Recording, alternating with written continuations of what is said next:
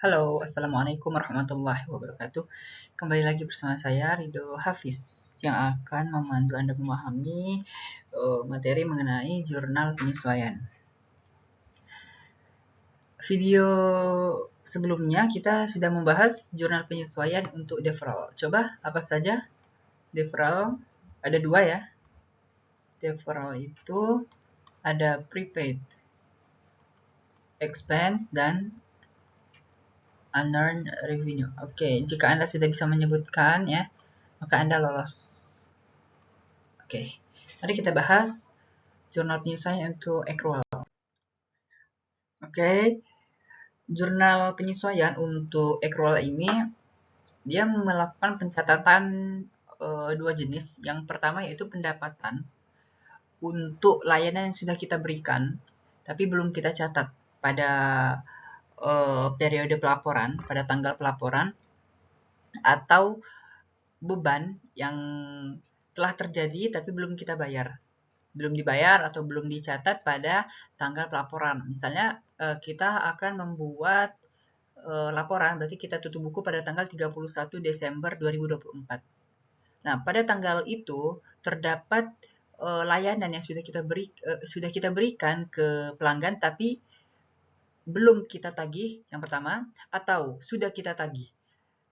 Untuk dua kondisi ini kita belum menerima pembayaran, maka kita sudah dapat mengakui pendapatan. Ingat revenue recognition principle ya, di mana pendapatan sudah dapat diakui apabila pelayanan sudah kita berikan. Itu poinnya ya. Selanjutnya expense. Jadi itu adalah beban yang sudah terjadi ya, tapi belum kita bayarkan. Misalnya pada tanggal 31 Desember 2024 misalnya, dari tanggal 1 Desember sampai dengan 31 Desember 2024, kan di sini kita menggunakan apa? Menggunakan listrik misalnya. Misalnya ya, kita pakai listrik. Biasanya listrik itu dibayar di tanggal 10 atau tanggal 20 bulan berikutnya karena pasca bayar kan. Karena pasca bayar. Maka kita sudah mengakui di sini pada saat tanggal 31 Desember kita akan tutup buku, kita sudah mengakui karena sudah ada beban yang terjadi karena kita sudah pakai air dan listriknya, ya, listrik yang sudah kita pakai tapi belum kita bayar. Kita akan bayar pada tanggal 10 atau tanggal 20 Januari misalnya, 10 Januari 2025. Maka kita catat pengakuan beban pada periode tersebut ya. Lalu pada saat pembayaran kita akan catat apa? Nanti kita akan bahas. Oke, selanjutnya. Oke, untuk jenis accurate revenue, layanan yang sudah kita berikan kepada klien, baik yang sudah ditagih ya maupun belum ditagih, kita belum terima uangnya, maka kita catat pendapatan dan piutang. Jelas ya, kita sudah memberikan layanan, berarti ada pendapatan ya, revenue di kredit. Debitnya apa? Ingat ya, konsep double entry system ya, dimana sisi debit dan kredit itu harus balance. Jadi kalau ada revenue di kredit pasti ada yang di debitnya. Apa yang di debitnya? Kan kita kalau misalnya kita tagih terus bayar, kita dapat apa? Dapat uang. Kita dapat uang, lalu revenue bertambah. Tapi kalau misalnya kita sudah memberikan layanan tapi belum dibayar, apa namanya? Piutang namanya. Piutang atau dalam bahasa Inggris account receivable ya. Account receivable di debit. Nah, ini pada saat kita mengakui misalnya pada tanggal 31 Desember ya, kita sudah mengakui nih adanya pendapatan yang diakrualkan, yaitu account receivable di debit dan revenue di kredit. Kita sudah mengakui pendapatan. Nah, klien ini misalnya kita sudah tagih dan klien memberikan konfirmasi bahwa dia akan membayar pada tanggal 5 Januari. Oke, jadi pada saat tanggal 5 Januari apa yang kita jurnal? Kita akan jurnal apa ini? Account receivable-nya. Kan mereka itu punya utang ke kita. Mereka bayar. Maka pada saat mereka bayar kita dapat apa? Kita dapat duit, dapat uang. Berapa? Ya tergantung ya. Jadi ada cash di debit kan. Uang kita bertambah, berarti cash bertambah. Aset ya, cash itu aset, maka aset bertambah di posisi apa? Di posisi debit.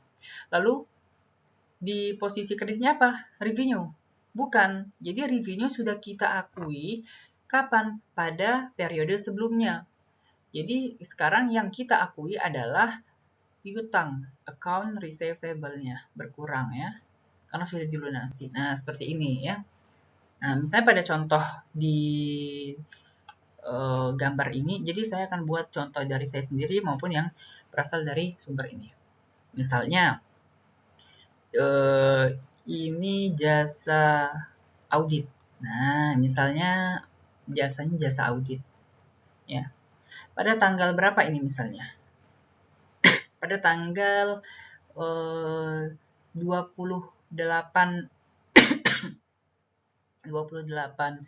Oktober misalnya ya. Pada tanggal 28 Oktober, auditor ini bilang, biaya yang saya kenakan ya untuk jasa Anda itu senilai 200. Nah, katanya. Oke, kata Mbak ini. Saya akan bayar pada tanggal 10 November ya, katanya. Oke. Nah, jadi pada saat tanggal 28 ya, ini sudah pada tanggal 28 auditor ini sudah memberitahu bahwa dia sudah memberikan layanan ya. Mungkin auditor ini sudah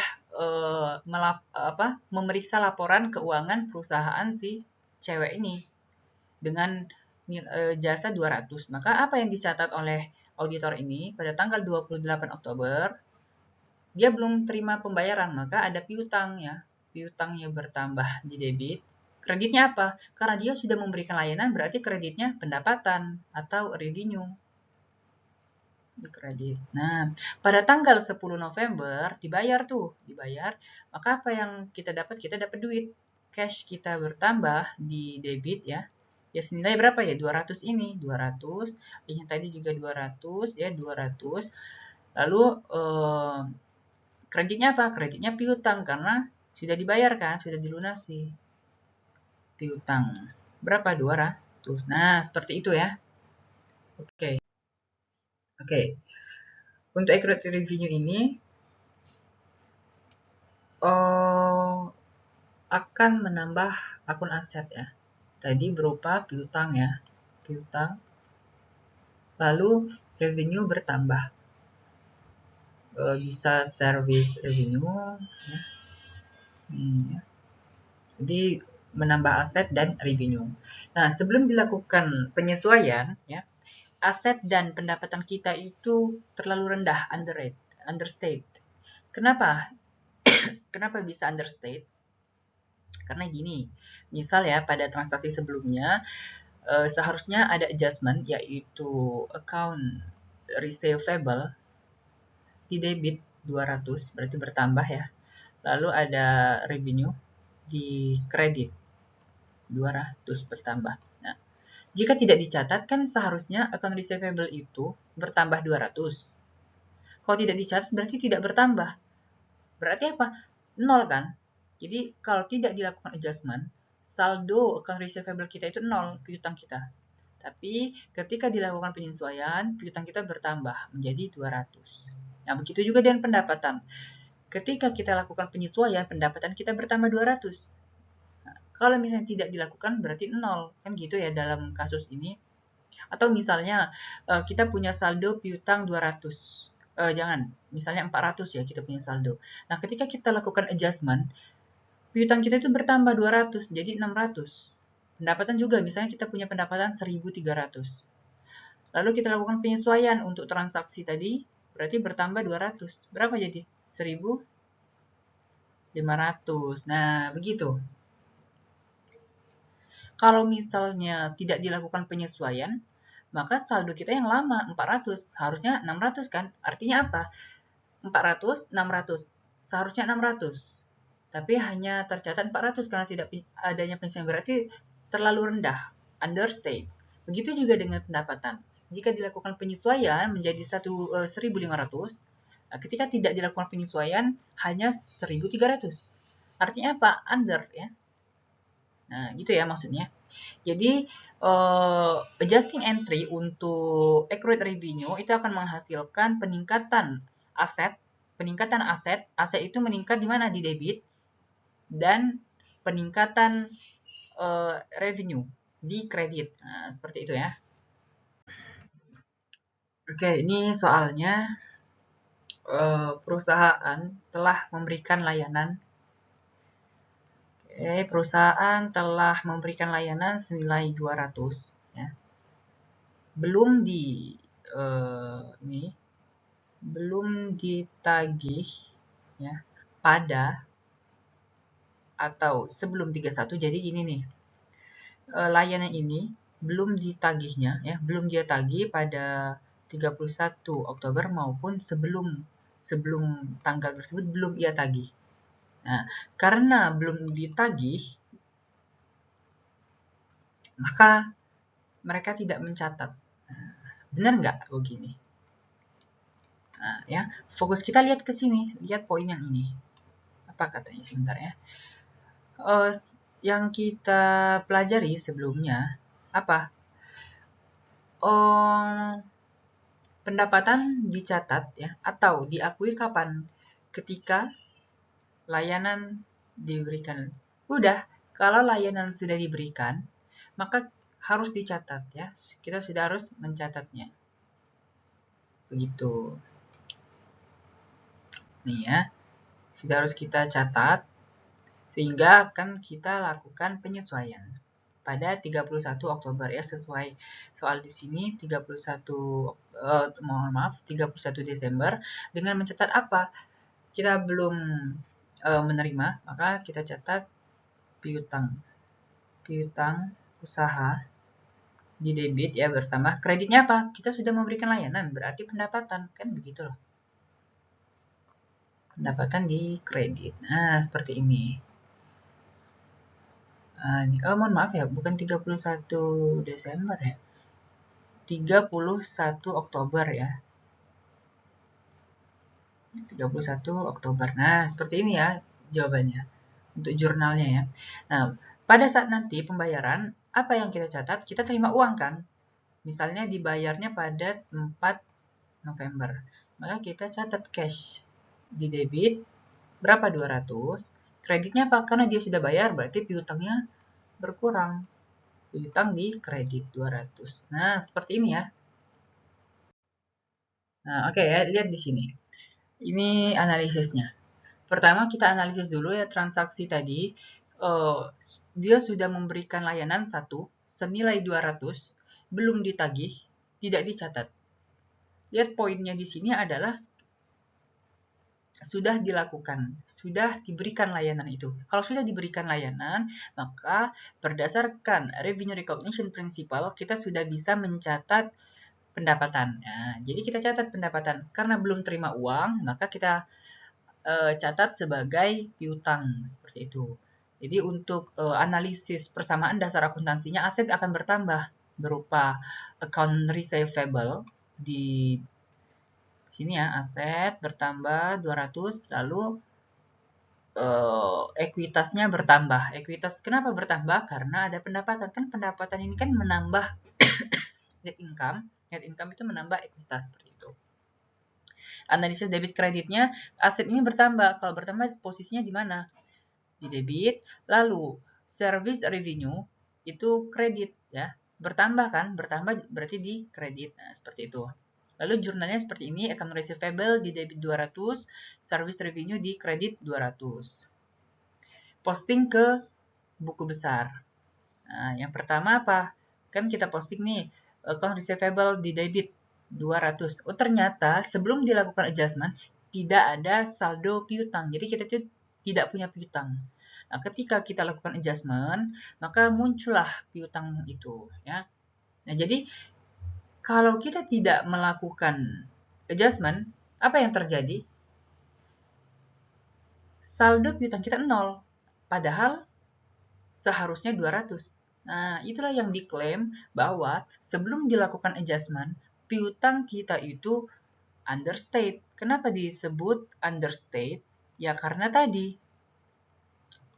Karena seharusnya 200, karena tidak dilakukan adjustment 0. Nah, itu. Lalu di sini lihat pendapatannya itu ternyata sebelum dilakukan adjustment itu ada pendapatan sebanyak 10.400 nih, 10.000 ditambah 400. Nah, ketika kita lakukan adjustment, bertambah pendapatannya itu 200. Jadi 10.400 tadi ditambah 200, didapatlah 10.600. Nah, coba kalau tadi tidak dilakukan adjustment, apa yang terjadi? Pendapatan kita hanya 10.400 ya. Padahal seharusnya 10.600. Nah, jadi under ya, lebih rendah seperti itu. Nah, begini ya. Oke, nah di sini ada soal ya. Ini kita lihat dulu nih ya.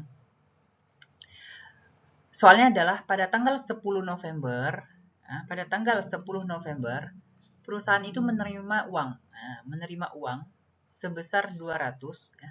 200 itu atas layanan yang kita berikan pada bulan Oktober. Nah, lihat di sini.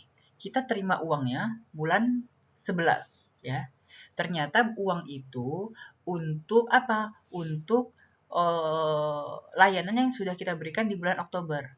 Nah, berarti coba kita kembali ke bulan Oktober. Jadi pada saat bulan Oktober, ketika kita memberikan layanan ya, kita telah memberikan layanan, kita mencatat apa pada bulan Oktober? Kita catat piutang ya. Benar nggak? Piutang usaha. Di debit, kreditnya apa? Karena kita sudah memberikan layanan, berarti kreditnya pendapatan. Ingat, pendapatan sudah bisa kita akui, sudah bisa kita catat ketika kita memberikan layanan. Maka pendapatannya di kredit. Nah, ini akan kita catat pada bulan Oktober. Pada bulan November, tanggal 10, kita terima uang. Berarti dilakukan pelunasan. Maka apa yang kita catat? Cash kita bertambah. Berapa? 200. Lalu kreditnya apa? Kreditnya piutang. Karena si debitur sudah membayar utangnya. Sudah membayar piutang. Sudah dilunasi piutang itu. 200. Nah, seperti ini jurnalnya. Nih, lihat nih. Ini persamaan dasar akuntansinya. Ya. Aset bertambah 200 berupa cash, lalu aset berkurang 200 berupa piutang. Nah, ada cash flow, ada cash flow-nya 200 karena ada uang masuk 200. Dari apa? Dari pelunasan piutang tadi. Nah, jurnalnya ini tanggal 10 yaitu cash 200, kreditnya apa? Account receivable karena pada bulan Oktober itu kan kita sudah catat, sudah kita akui pendapatan dengan jurnal apa? Account receivable 200 dan revenue atau service revenue di kredit 200. Nah, ketika dilakukan pelunasan kita hanya mencatat piutang saja, piutangnya berkurang karena pendapatan sudah dicatat pada saat kita memberikan layanan seperti itu. Nah, ini ya akuntansi untuk accrued revenue. Jadi contohnya apa? Misalnya bunga, interest, rent, sewa, dan services, layanan. Kenapa perlu dilakukan adjustment ya? Karena adanya layanan yang sudah kita berikan tapi belum kita catat. Nah, service performed but not yet received in cash or recorded. Jadi belum kita terima cashnya atau belum tercatat. Lalu sebelum dilakukan penyesuaian seperti yang saya jelaskan tadi, piutangnya itu terlalu rendah ya karena kan pada saat di adjustment piutang itu bertambah. Nah, kalau kita tidak melakukan adjustment, maka piutang itu terlalu rendah, understate, begitu juga dengan revenue. Kan revenue itu kan bertambah pada saat kita lakukan adjustment di kredit. Nah, ketika tidak dilakukan atau belum dilakukan adjustment, maka revenue itu terlalu rendah ya. Jadi misalnya seperti yang tadi itu, misalnya aset piutang itu sebelum dilakukan adjustment itu 0. Saat dilakukan adjustment dia bertambah 200. Nah, maka apa? Kan 0 nih sebelum dilakukan adjustment ya, before adjust. Nah, setelah dilakukan adjust ya, after 200. Nah, berarti ketika tidak dilakukan adjustment maka tetap 0. Maka terlalu rendah. Begitu juga dengan revenue. Revenue tadi ada 10.000 dan 200 nih untuk sebelum adjustment ya. 10.200. Nah, ketika dilakukan adjustment dia bertambah 200 nih. Jadi 10.400. Artinya, ketika tidak dilakukan adjustment, pendapatan kita itu 10.200. Tapi ketika dilakukan adjustment, pendapatan kita menjadi 10.400. Berarti terlalu rendah kan? 200 seharusnya 400, 10.400. Karena tidak dilakukan atau belum dilakukan adjustment, hanya 10.200. Seperti itu. Untuk jurnalnya, ya tadi, di debitnya aset bertambah, kreditnya revenue. Seperti itu ya. Oke. Jadi yang terakhir ya, yaitu accrued expense. Apa itu? Accrued expense ini keadaannya ketika kita menggunakan sesuatu tapi belum kita bayar ya. Atau kita sudah menerima tagihan atau belum, itu akan kita akui sebagai beban. Kenapa? Karena kita sudah menggunakan seperti itu. Contohnya apa? Contohnya listrik misalnya. Kita akan tutup buku pada tanggal 31 Desember. Ya, kita tutup buku 31 Desember. Ada tagihan kan di tanggal 1 sampai 31 Desember untuk penggunaan listrik. Nah, gitu ya. Untuk penggunaan listrik 31 Desember. Sedangkan listrik itu baru dibayar tanggal 10 Januari kan. Nah, maka bagaimana? Kita harus mencatat karena tanggal 31 ini dilakukan tutup buku, maka kita harus akui penggunaan dari tanggal 1 sampai 31 Desember misalnya 2.500, kita harus akui sebagai beban. Hingga kita catat ya dengan mendebit. Nah, mendebit beban yaitu misalnya beban listrik ya. Kreditnya apa? Karena kita belum bayar berarti kita punya utang gitu kan. Kita catat misalnya utang usaha misalnya. Nah, begitu. Debit di kredit. Itu pada tanggal 31 Desember. Jadi sudah kita akui nih beban dan utang usaha. Nah, pada saat kita membayar tanggal 10 Januari, kita bayar berarti apa yang berkurang? Cash kita berkurang di kredit. Debitnya apa? Debitnya utang usaha karena sudah kita bayarkan. Berkurang utang usaha di debit. Oke, nah untuk beban listrik tidak lagi dicatat di tanggal 10 karena sudah kita akui pada periode pelaporan Desember tadi gitu ya. Jadi sebelum dilakukan adjustment, liability dan expense itu understate, artinya dilaporkan di bawah yang seharusnya, lebih rendah dari yang seharusnya. Jadi misalnya di ledger ya di buku besar itu ada beban listrik itu 0 ya. Beban listrik itu 0. Ketika dilakukan adjustment, bebannya bertambah ya. Nih, bertambah kan di debit bertambah berapa? 2.500. 2.500. Berarti saldo beban listrik sekarang berapa? 2.500. Nah, lihat di sini. Kalau dilakukan adjustment, berarti beban listrik kita itu 2.500. Kalau tidak dilakukan atau sebelum dilakukan 0, artinya apa? Seharusnya dilaporkan 2.500, karena tidak dibuat adjustment atau belum dibuat adjustment, 0. Artinya lebih rendah dari yang seharusnya. Itu yang disebut understate. Begitu juga dengan expense. Nah, expense misalnya, begitu juga dengan liability. Nah, utang ya, utang. Misalnya utang usaha pada saat di neraca saldo ya, di neraca saldo sebelum disesuaikan, utang usaha itu misalnya ada 4.000. Nah, dilakukan penyesuaian karena adanya beban listrik. Kita catat berapa? 2.500. Berarti bertambah utang. Yang tadinya 4.000 menjadi 6.500. Nah, jadi seharusnya 4.000 berubah menjadi 6.500. Kalau tidak dilakukan penyesuaian berarti hanya 4.000. Ketika dilakukan penyesuaian menjadi 6.500, artinya lebih rendah. Itu yang disebut understate. Nah, begitu ya. Jadi jurnal penyesuaian untuk accrued expense itu akan meningkatkan beban di debit, lalu meningkatkan utang di kredit, seperti itu. Oke, di sini perusahaan itu menandatangani notes payable untuk 3 bulan dengan nilai 5.000. Nilainya 5.000. 3 bulan ya. dengan bunga 12% per tahun. Tertanggalnya 1 Oktober gitu ya. Oke. Pertanyaannya bagaimana kita menentukan bunga yang akan dicatat? Oke. Kita asumsikan kita akan melakukan penyesuaian untuk 31 Oktober. Ya, 31 Oktober. Nah, bagaimana perhitungan bunganya? Kita akan catat berarti kan dari 1 Oktober ke 31 Oktober itu 1 bulan ya. Oke, kita hitung bunganya. Bagaimana perhitungannya? Ya, 5.000 dikali 12%, berapa tuh? 5.000 dikali 12%, kita dapat angka 600. Nah, 600 ini bunga per tahun ya. Kita bagi 12 untuk mendapatkan angka bulanan. 600 dibagi 12, kita dapat angka 50. Nah, berarti bunga bulanannya adalah 50. Jadi untuk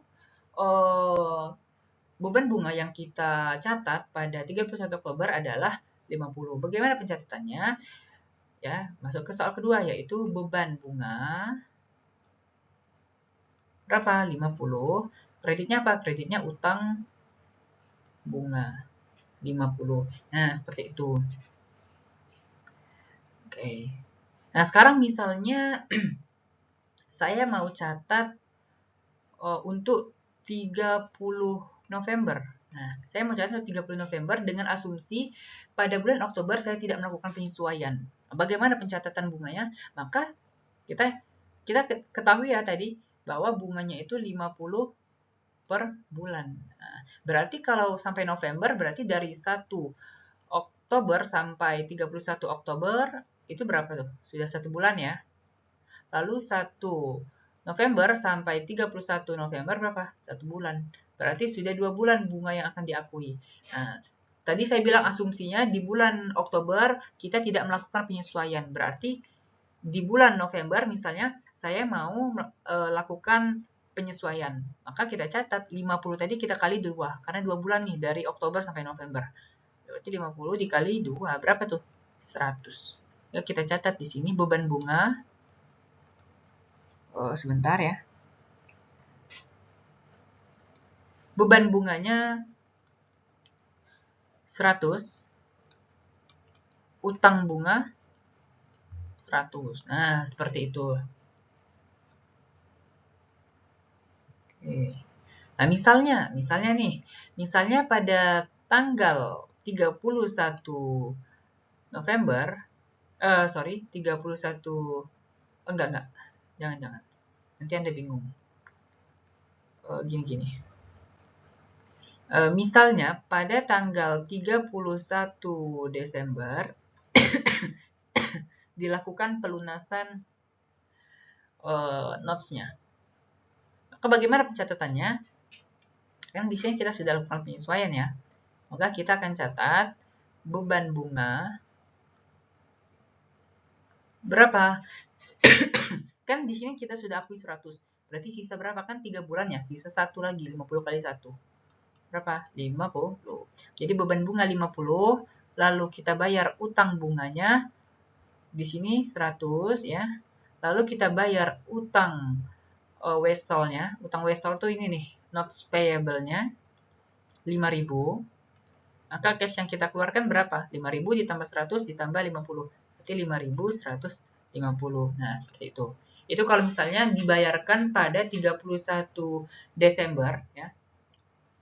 Dan pada tanggal 30 November telah dilakukan penyesuaian. Jadi misalnya siklus operasi perusahaan ini adalah dari 1 Desember ya sampai dengan 31 November. Jadi 30 November ini adalah periode akhirnya ya, periode akhir dari akuntansinya, periode pelaporannya gitu. Nah, seperti itu ya. Kita kembali ke soal tadi ya. Nilai notes payable-nya adalah 5.000 dengan bunga tahunan 12%, maka kita kalikan 5.000 dikali 12%, didapatlah angka 600. Lalu 600 dikali 1 per 12, kita dapat angka 50 per bulan. Per bulannya. Oke. Nah, di sini misalnya tadi diasumsikan pada bulan Oktober itu dilakukan penyesuaian. Misalnya tadi dilakukan penyesuaian ya. Di analisisnya berarti ada beban yang kita akui yaitu beban bunga, interest expense meningkat 50 ya, bertambah 50. Lalu liabilitas interestnya atau interest payable ya, utangnya bertambah 50. Expense bertambah di debit, liability bertambah di kredit. Nah, begini, liability bertambah, equity-nya berkurang. Kenapa berkurang? Karena expense ini kan sifatnya mengurangi laba. Nah, kalau laba berkurang berarti expense-nya ini berkurang. Kira-kira begitu. Oke. Jadi mengurangi gitu. Jadi beban itu akan mengurangi porsi, mengurangi ekuitasnya. Sehingga beban bertambah tadi di debit, lalu utangnya bertambah di kredit, nilainya 50. Nih ya. Kita posting nih. Kita posting ke ledger. Jadi di ledger itu interest expense-nya itu di debit 50, saldonya jadi 50.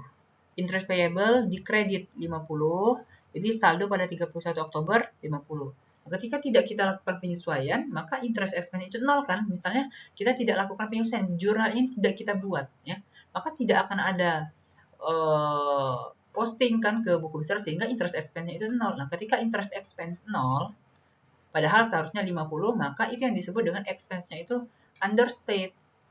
Kenapa? Karena dilaporkan hanya 0, sedangkan seharusnya 50. Nah, begitu. Begitu juga dengan utang. Utang itu ketika tidak dilakukan penyesuaian, utang bunganya itu 0. Nah, ketika dilakukan penyesuaian menjadi 50. Sehingga itu disebut dengan understate. Kenapa understate? Karena nilai yang ada itu lebih kecil dari yang seharusnya. Nah, seperti itu. Oke. Kita akan menghitung beban gaji dan upah yang diaktualkan ya. Jadi masa kerja atau weekday hari kerjanya itu Senin mulainya ya. Senin sampai Jumat. Berarti 5 hari ya, 5 hari. Nah, lihat nih, tanggal 15. Lalu dibayarkan itu pada tanggal 26. Berarti ini dibayarkan setiap 2 minggu ya. Setiap 2 minggu baru dibayarkan. Jadi tanggal 15 start, lalu dibayar pada tanggal 26. Nah, berarti kalau tanggal 26 berarti dibayarnya pada 2 kali Jumat. Jumat pertama di sini berarti di tanggal berapa nih? Di tanggal 2 ini. Jumat keduanya di tanggal 9. Nah, di sini lihat, di sini ada beban yang sudah terjadi. Beban artinya kita itu sudah menggunakan jasa dari karyawan-karyawan kita gitu. Maka kita sudah akui beban di sana. Lihat di sini, pada tanggal 26 itu telah dilakukan pembayaran. Tanggal 27 itu libur ya. Tanggal 28 libur. Kita mulai lagi dari tanggal 29 nih, masuk lagi tanggal 29, 30, 31. Kan bebannya baru gajinya baru dibayar tanggal 9 nih. Nah, jadi gimana ini perlakuannya? Maka kita akan lakukan penyesuaian kan karena 31 Oktober itu misalnya tutup buku, misalnya. 31 Oktober tutup buku, maka kita lakukan penyesuaian untuk membebankan 3 hari ini. Nah, seperti itu ya. Oke. Nih, misalnya pada tanggal 31 Oktober ya, tadi kan dimulainya dari hari Senin ya, hari Senin tanggal 29. 29, 30, 31 berarti hari Rabu nih. Hari Rabu. Gaji dan upah itu 3 hari kan? 3 hari yang akan diakrualkan ke beban karena kita akan lakukan tutup buku ya. Nah,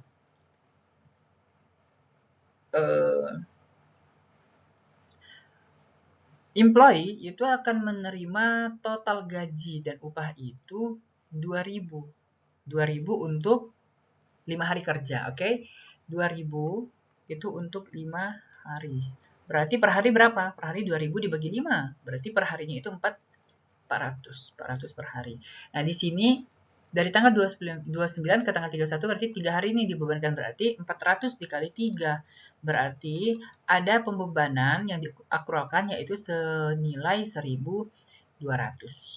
Nah, 1.200 ini yang akan kita akui sebagai beban. Kenapa? Karena kan kita sudah gunakan tenaga mereka untuk bekerja di perusahaan kita. Pada saat tutup buku kita akan akui itu sebagai beban. Lalu apa satunya? Kita akan menambah utang. Kenapa utang? Ya, kita belum bayar. Kan kita bayarnya kapan? Tadi pada tanggal berapa tadi? Tanggal 16 ya? Nah, pada tanggal 16 apa tadi? Tanggal 16 baru kita bayarkan. Nah, seperti yang satu ini. Lihat nih analisisnya. Beban berupa salaries and wages expense itu meningkat 1.200. Lalu utangnya meningkat juga berupa salaries and wages payable, meningkat 1.200. Ya, kenapa tadi bebannya meningkat? Ya karena ada pembebanan yang harus kita akui karena kita sudah menggunakan jasa mereka, tenaga mereka untuk bekerja.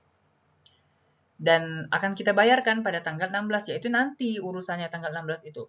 Karena pada tanggal 31 kita akan tutup buku, kita harus akui dulu beban kita itu berapa, seperti itu. Karena kita belum bayar 1.200, maka utang kita bertambah. Jadi salaries and wages payable kita bertambah, lalu equity berkurang. Kenapa berkurang? Karena expense tadi bersifat mengurangi modal, seperti itu. Debit credit analysisnya, ya debit bertambah, apa yang ditambah, beban itu bertambah di debit, lalu liabilitasnya bertambah di kredit. Nilainya 1.200. Seperti ini, jurnalnya, lalu kita posting. Nah, pada saat kita posting, kita lihat di sini. Pada tanggal 26 Oktober itu ada pembayaran gaji ternyata. Kita bayar gaji. Kan terakhir kan bayar gaji kan tanggal 26 kan? Tanggal 26. Lalu tanggal 27 dan 28 itu hari libur. Kita start lagi tanggal 29. Tanggal 31 kita tadi tutup buku, berarti 3 hari hitungannya ya. Jadi beban gaji dan upah bertambah 1.200 debit, pindah di sini adjusting ya. Posting 1.200, kita tambahkan 4.000 ditambah 1.200, kita dapat angka 5.200. Lalu salaries and wages payable-nya 1.200. Di kredit kita dapatkan nilai pada 31 Oktober ya, setelah disesuaikan kita dapat angka utang gaji dan upahnya 1.200. Seperti itu. Mohon maaf, di slide sebelumnya itu saya sebut pembayaran itu dilakukan pada 16 November ya, salah. Dibayarnya pada 9 November ya. Mohon dilihat kembali. Jadi pada tanggal 9 November perusahaan itu melakukan pembayaran gaji, total gajinya itu 4.000. Nah, 4.000 ini kan terdiri dari 1.200 yang kita akui di bulan November tadi ya sebagai beban ya, accrued expense, dan 2.800 yang akan kita akui pada saat pembayaran di periode sekarang ya. Nah, seperti itu. Dilihat di sini. Payment itu terdiri dari 1.200 utang gaji ya, dan 2.800 yang terdiri dari 7 hari kerja. Kan perharinya berapa tadi? Perharinya tadi 4.000 dibagi berapa tadi? 2.000 ya? 2.000 dibagi 5. Berarti 4 ini ya, 40 ya. 40 per hari. 7 hari berarti 7 dikali 40. 400 ya. 7 dikali 400, 2.800. Nah, gitu ya. 7 hari dari mana? Kan kita mulai pembayaran itu, kan terakhir pembayaran itu tanggal berapa? Tanggal 26 Oktober. Ya. Itu hari apa? Hari Jumat. Tanggal 27 dan 28 itu adalah hari Sabtu dan Minggu. Itu bukan hari kerja, tidak dihitung. Oke. Berarti kita startnya tanggal 29 Oktober sampai dengan tanggal 31 Oktober. 3 hari nih. Nah, 3 hari ini 40 dikali 3, 400 dikali 3, 1.200. Ini sudah kita akui bebannya di bulan Oktober dengan beban gaji dan upah di debit, utang gaji dan upah di kredit. Maka ada utang kita nih 1.200. Nah, begitu kan?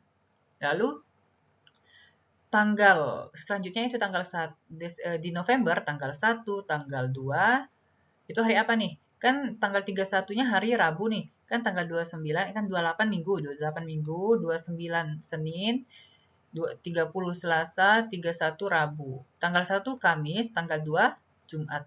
Tanggal 3 Sabtu, tanggal 4 Minggu. Tidak dihitung, berarti mulai lagi tanggal 5. Tanggal 5 Senin, tanggal 6 Selasa, tanggal 7 Rabu, tanggal 8 Kamis, tanggal 9 Jumat. Berarti yang merah nih, lihat 1, 2, 3, 4, 5, 6, 7. 7 hari yang belum kita akui sebagai beban.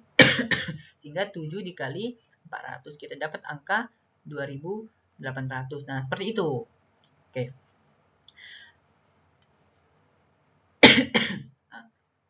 Maka pada tanggal 29 November, pada tanggal 9 November, kita akan catat seperti ini jurnalnya.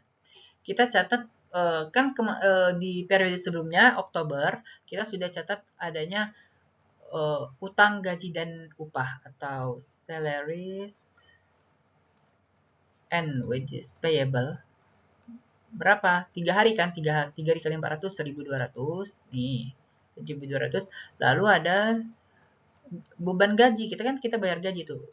Beban gajinya di debit berapa? 7 hari. 7 dikali 400, 2.800. Lalu kita bayar pakai apa? Pakai duit dong. 4.000. 1.200 tambah 2.800. Nah, seperti ini pada saat penjurnalannya.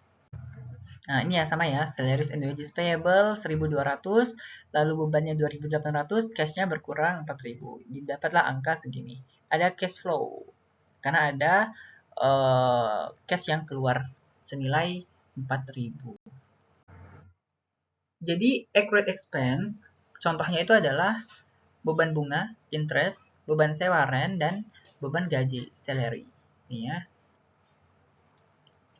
Alasan dilakukan penyesuaian karena adanya beban yang telah terjadi tapi belum dibayarkan atau belum kita catat. Tuh. Kenapa perlu dilakukan pencatatan itu? Karena sebelum dilakukan adjustment, akun beban dan utang itu dicatat understate, terlalu rendah. Kok bisa begitu? Nah, Anda lihat di sini jurnalnya. Jurnalnya ini di debitnya expense, berarti expense-nya bertambah, beban bertambah, liabilitas di kredit, berarti liabilitas juga bertambah kan? Karena posisi liabilitas itu kalau bertambahnya di kredit. Nah, sekarang Anda lihat di sini ya. Misalnya,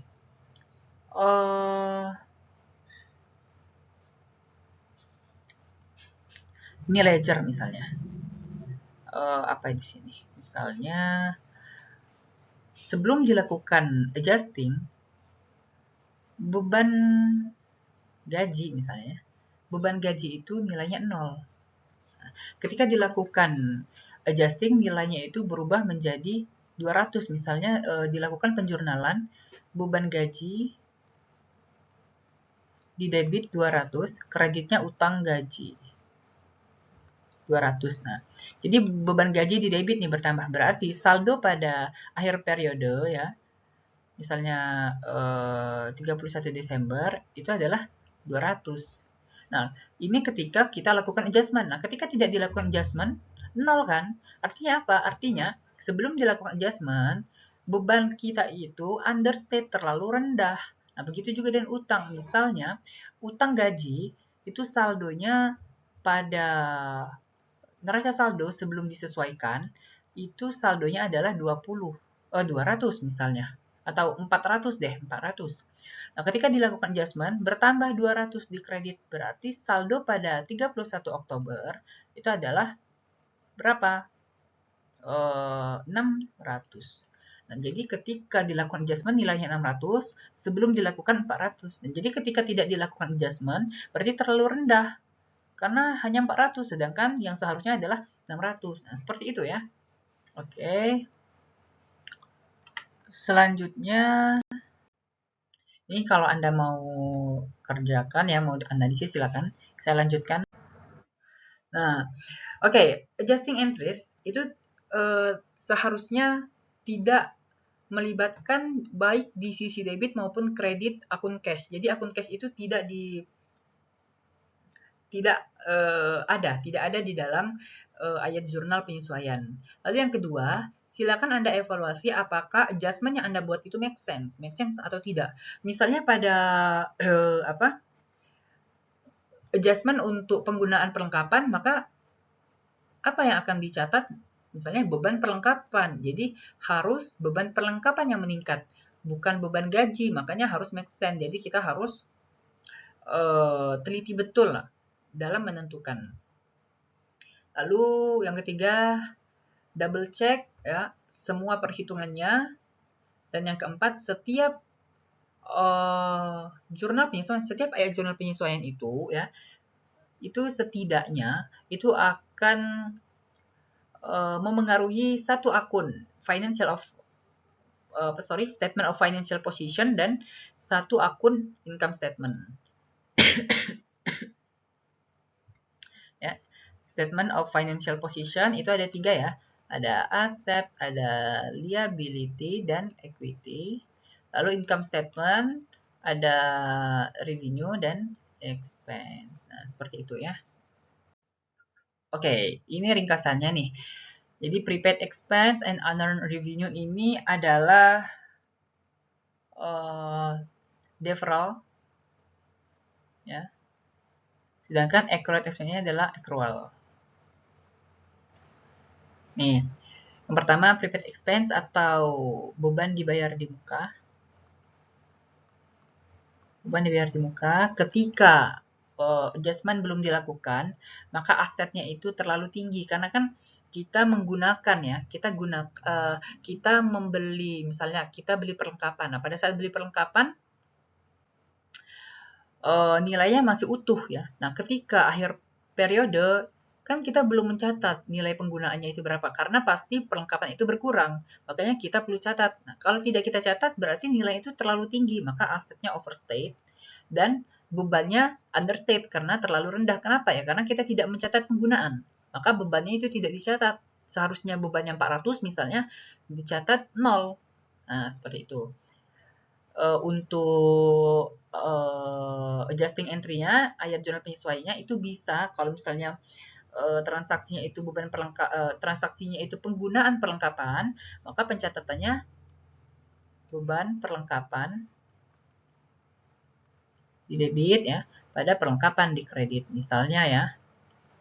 Atau misalnya beban sewa pada sewa dibayar di muka bisa. Nah, di sini kreditnya itu bisa aset, bisa kontra aset ya. Kontra aset itu misalnya ada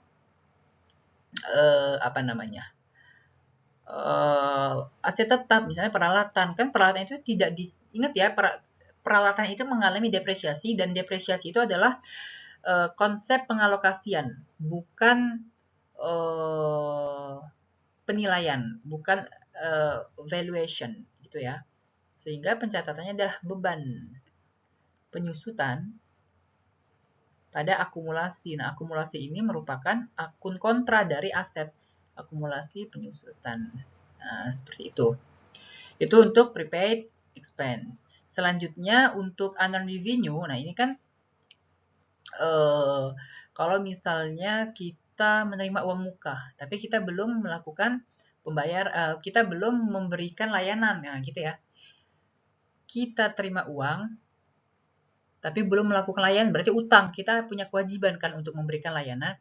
Nah, ketika kita sudah memberikannya, tapi belum kita catat, jadi gini, ketika kita memberikan layanan, berarti kita dapat mengakui pendapatan. Nah, ketika pendapatannya bertambah, lalu utang kita berkurang, karena kita sudah melakukan kewajiban kita, kan, memberikan layanan, berarti utang berkurang di debit, pendapatannya bertambah di kredit. Nah, ketika tidak dilakukan penyesuaian, maka pendapatan terlalu rendah, kan seharusnya kita mengakui pendapatan bertambah.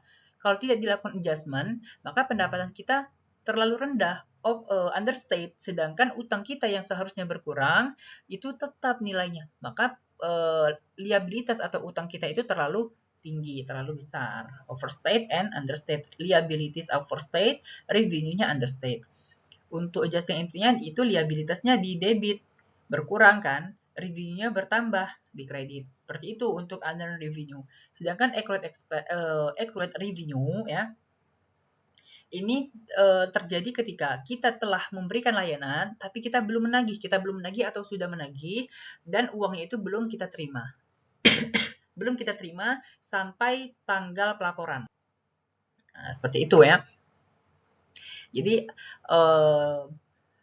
karena kita belum melakukan penagihan atau sudah melakukan tapi uang belum kita terima, maka apa? Kalau belum terima uang berarti ada aset yang bertambah berupa piutang. Berarti piutang kita bertambah di debit gitu ya. Piutang, nih lihat nih, asetnya itu berupa piutang bertambah di debit. Kreditnya apa? Karena kita sudah memberikan layanan, berarti ada pengakuan pendapatan revenue. Revenue-nya di kredit. Nah, seperti ini jurnalnya. Nah, ketika tidak dilakukan penjurnalan, ketika tidak dilakukan adjustment gitu ya, maka piutang ini terlalu rendah kan, misalnya piutang itu kan seharusnya bertambah tuh, misalnya bertambah 400. Kalau tidak dilakukan adjustment, maka piutangnya itu tetap, misalnya piutangnya itu saldonya emang 0. Nah, ketika dilakukan adjustment bertambah kan 400. Nah, kalau tidak dilakukan adjustment tetap 0. Nah, itulah yang disebut dengan understate. Sedangkan revenue sama saja understate juga. Kenapa? Karena pendapatan atau revenue itu seharusnya bertambah 400. Karena tidak dilakukan adjustment, dianya tidak bertambah. Misalnya 10.000 nih sebelum dilakukan adjustment ya. Dari pendapatan apa misalnya ada pendapatan secara kredit yang mana kita emang sudah kita sudah melakukan pelayanan baik secara kredit maupun tunai, itu nilainya 10.000 tuh. Nah, sedangkan ada layanan yang kita itu sudah diterima di muka ya, sudah kita terima uangnya, dan pada 31 Desember kita sudah memberikan layanan namun belum ditagih. Maka kita akuilah 400, sehingga jika kita lakukan adjustment berarti kan gini nih, di kredit ya 10.000 ya transaksi sebelumnya, lalu penyesuaian 31 Desembernya itu 4.000 misalnya. Maka pendapatan kita 14.000 setelah dilakukan penyesuaian. Jadi adjusted real balance kita nilainya 14.000. Kalau tidak dilakukan adjusted, nilainya hanya 10.000. Nah, itu yang disebut dengan understate karena nilai yang dilaporkan jika tidak dilakukan penyesuaian hanya 10.000, sedangkan yang seharusnya dilaporkan adalah 14.000. Seperti itu. Paham ya? Selanjutnya accrued expense, beban yang diakralkan. Nah, ini bagaimana konsepnya? Ya tadi konsepnya ketika kita menggunakan sesuatu tapi belum kita bayar atau apa namanya? Misalnya gini. Tadi ya, ini saya selalu berikan contoh ini agar memudahkan Anda memahami konsepnya. Misalnya tadi tanggal 1 sampai 31 Desember kita itu sudah pakai listrik kan. Nah, listrik itu sudah kita pakai. Dan biasanya pembayaran itu dilakukan pada 10 Januari itu. Sedangkan 31 Desember ini dilakukan tutup buku, sehingga kita perlu catat beban yang sudah kita pakai, yaitu beban listrik. Kan listrik ini kita pakai, artinya ada beban. Lalu kan belum dibayar tuh, berarti apa yang bertambah? Utang. Nah, lihat di sini. Bebannya bertambah di debit bisa beban listrik, utangnya bisa utang listrik, tapi ada juga yang menggunakan utang usaha. Karena apa? Karena listrik ini untuk operasional. Seperti itu. Selanjutnya, ini adjusting entry-nya ya. Bisa Anda lihat. Supplies expense di debit, supplies di kredit. Artinya ada penggunaan perlengkapan. Ya, jadi bebannya bertambah karena ada penggunaan 1.500 dan perlengkapannya berkurang 1.500. Oke. Yang kedua itu kalau kita melakukan pembayaran premi asuransi. Misalnya pembayaran untuk 1 tahun tuh.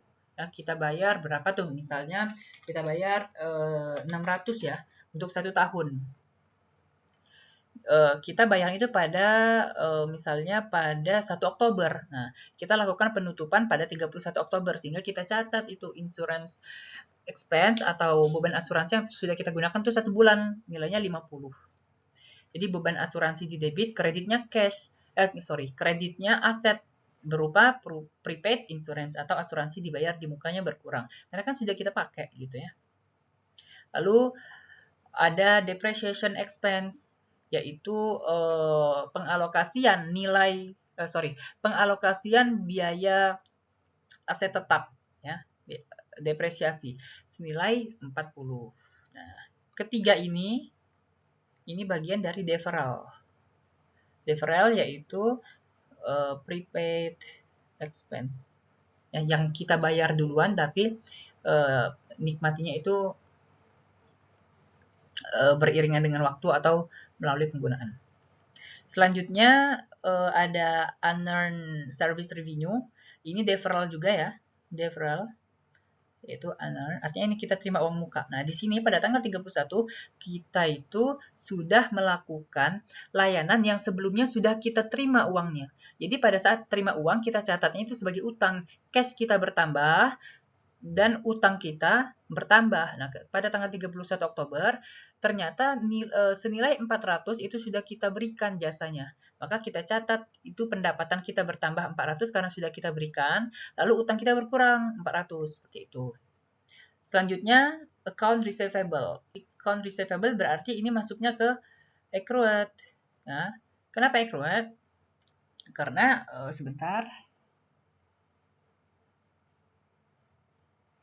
Kenapa accrued? Karena di sini kita itu telah memberikan layanan. Kita berikan layanan, tapi belum kita terima atau kita belum tagih uangnya, seperti itu. Nih ya, lihat di sini. Misalnya pada 31 Oktober, kita itu sudah memberikan layanan kepada customer, tapi belum kita tagih. Atau misalnya customernya bilang, saya bayar pada tanggal 3 November. Nah, kan itu 3 hari lagi dari 31 Oktober. Sedangkan pada tanggal 31 Oktober, kita sudah melakukan penutupan, kita sudah melakukan tutup buku, sehingga kita perlu akui sebagai pendapatan karena sudah kita berikan kan layanannya, cuman hanya saja uangnya yang belum kita terima. Nah, uang belum diterima artinya ada piutang. Kita catat account receivable bertambah di debit, service revenue bertambah di kredit. Nah, pada saat pembayaran yaitu pada tanggal berapa tadi? Pada tanggal 3 November, maka apa yang kita catat? Kita catat cash kita bertambah 200 ya, ini. Lalu kreditnya apa? Kreditnya account receivable karena piutangnya sudah dibayar. Seperti itu. Selanjutnya, kalau ini accrued revenue, yang ini namanya accrued expense. Nah, karena di sini kita sudah apa namanya? Kita sudah menggunakan ini kita sudah melewati. Nah, ya. Kita sudah melewati waktu, passage of time. Jadi di sini ada biasanya notes payable. Nah, notes payable ini ada bunganya. Pada tanggal 31 Oktober, ya, pada tanggal 31 Oktober itu ada bunga wesel itu senilai 50. Karena kan sebenarnya bunga weselnya kan kita bayarnya itu terakhir pada saat dilakukan pembayaran weselnya tuh barengan. Tapi karena di sini weselnya itu dibayar pada awal Januari ya, kan 3 bulan tuh tadi 31 dari 1 Oktober ya, tertanggal 1 Oktober sampai dengan 31 Desember. Nah, biasanya dibayarnya pada tanggal 1, tanggal 2 seperti itu. Sehingga di sini ada beban yang kita akui. Karena bebannya itu tadi itu setelah kita hitung, bebannya itu kan 600 ya, 600 per tahun kalau nggak salah. Berarti kita bagi 12, kita dapat angka 50 per bulan. Dari 1 Oktober sampai dengan 31 Oktober. Kita dapat nilai 50. Berarti beban bunga atau interest expense di debit 50, lalu ada utang bunga. Interest payable di kredit 50. Lalu tanggal 31, kita kan sudah menggunakan tenaga karyawan nih. Nah, pada tanggal 31 tadi ya, kan terakhir kita bayar pada tanggal 26 tadi ya di soalnya ya, tanggal 26 Desember. Tanggal 27 dan 28 itu hari Sabtu dan Minggu. Jadi kita hitung mulainya dari tanggal 29 sampai dengan 31. Karena 31 tutup buku. Lalu lanjut lagi kan, tanggal 29 ini hari apa? Ini hari Senin, Selasa, tanggal 31 tuh Rabu. Lalu tanggal 1 itu Kamis, tanggal 2 Jumat. Tanggal 3 dan 4 itu Minggu. Lanjut lagi tanggal 5, 6, 7, 8, 9 ya. Jadi kan tanggal 1 tadi hari Kamis, tanggal 2 hari Jumat, Sabtu dan Minggu tanggal 3 dan 4 itu tidak terhitung ya, bukan hari kerja. Tanggal 5 hari Senin, tanggal 6 hari Selasa, 7 hari Rabu, 8 hari Kamis, 9 hari Jumat. Nah, tanggal 9 kan dibayar. Satu harinya berapa tadi? Satu harinya itu 400 ya. Satu harinya 400. Karena satu minggu itu ya 5 hari kerja itu dibayarnya eh, berapa tadi? Sebentar. Nah, 2000 ya. 2000 per 5 hari. Berarti kan per harinya berapa? 2000 dibagi 5. 400. Nah, 400 itu per hari. Kan 3 hari itu dari tanggal 29 Oktober sampai dengan 31 Oktober. Berarti 3. 3 dikali 400. Berarti 1200 nilai yang diakui sebagai beban. Nah, pada saat dilakukan pembayaran pada tanggal berapa tadi? Pada tanggal 9, maka kita akan bayar utangnya tadi, kita bayar utang dulu, berarti judulnya gini. Utang gaji kita bayarkan berapa? 1200. Lalu di sini ada 7 hari kan, tanggal 1, tanggal 2, 5, 6, 7, 8, 9, 7 hari. 7 dikali 400 berapa? 2800. Kita catat apa beban? Nah, beban gaji 2.800. Kenapa bukan 4.000 ya? Karena beban gaji 1.200 itu kan sudah kita akui di periode sebelumnya, begitu. Lalu cashnya berapa? 4.000, 1.200 ditambah 2.800. 4.000. Nah, seperti itu ya.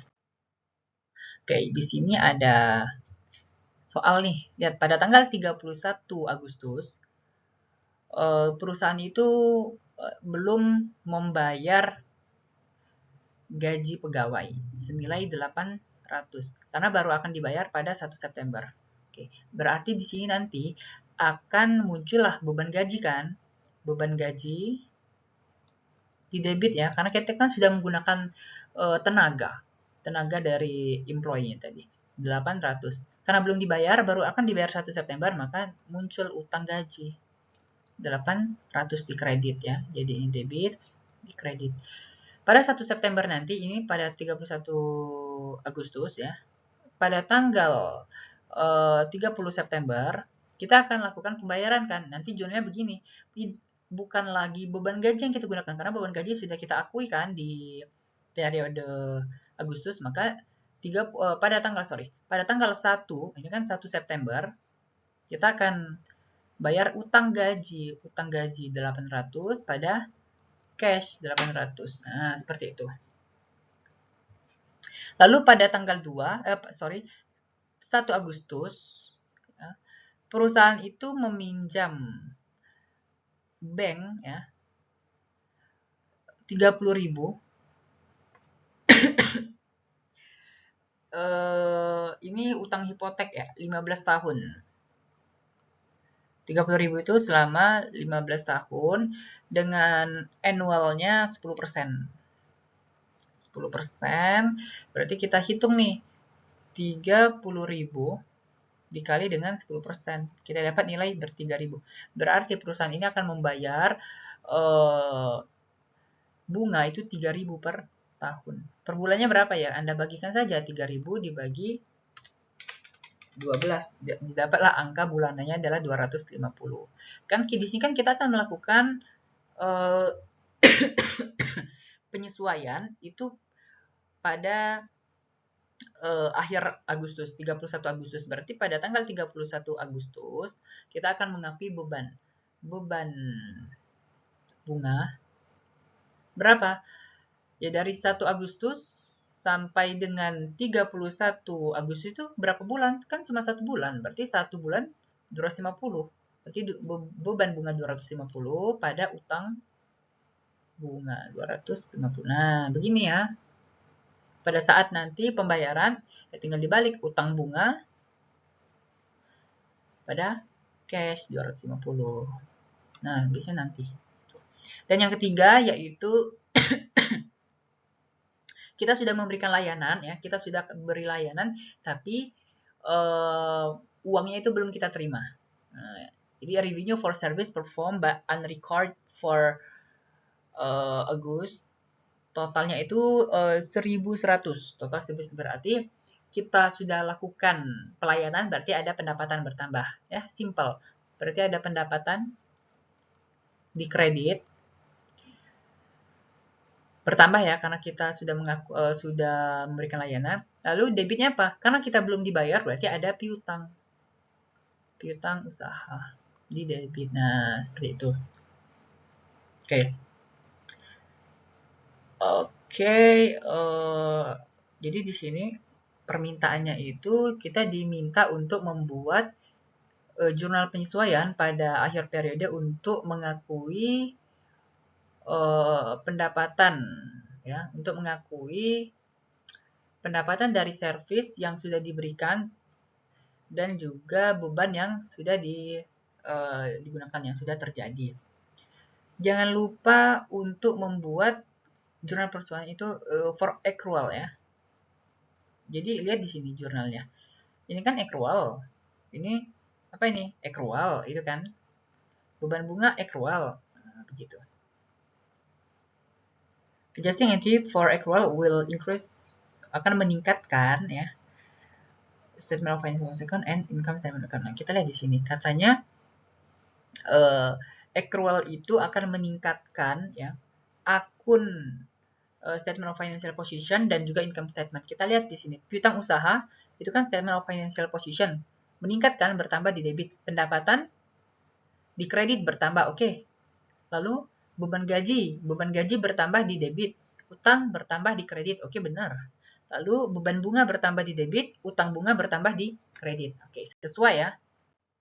Nih, jurnalnya sama dengan yang saya jelaskan tadi, salaries and wages expense, debit ya, kreditnya salaries and wages payable, nilainya 800. Lalu interest expense, tadi perhitungannya 30.000 dikali 10%, didapat angka 3.000, 3.000 dibagi 12, atau 3.000 dikali 1/12, kita dapat nilai 250 per bulan. Nih 250 kan kita catat itu kan untuk 1 Oktober sampai dengan 31 Oktober. Interest expense, debit, kreditnya interest payable. Dan yang terakhir tadi kita sudah memberikan layanan, tapi belum kita terima uangnya, 1.100. Kita catatlah account receivable ya, piutang, karena kita belum terima pembayaran 1.100, lalu service revenue, karena kita sudah memberikan layanan 1.100. Nah, seperti itu. Jadi untuk video kali ini cukup sampai di sini. Selanjutnya kita akan belajar mengenai sifat dan tujuan dari adjusted trial balance. Terima kasih sudah menyempatkan untuk menonton video ini. Saya akhiri. Wassalamualaikum warahmatullahi wabarakatuh.